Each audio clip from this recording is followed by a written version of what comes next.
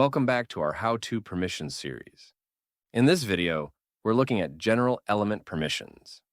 These permissions apply to all element types across every page of a template, so you don't need to manually set rules for each element one by one.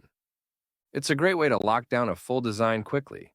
And don't worry, you can still apply specific element permissions later, which always override these global settings.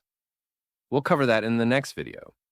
We have general permissions for all element types: text, images, logos, elements, videos, QR codes, and tables.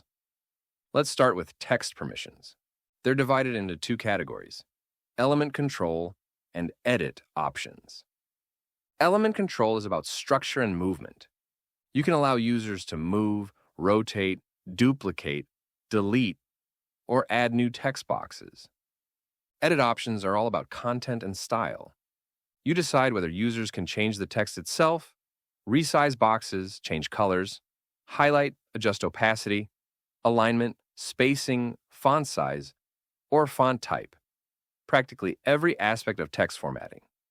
These same two categories, element control and edit options, apply to every other element type as well, giving you consistent flexibility across all templates.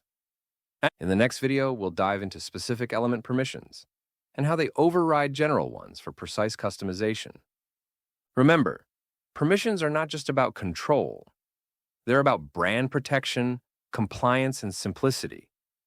They let anyone, inside or outside your organization, confidently use a template without ever breaking your brand.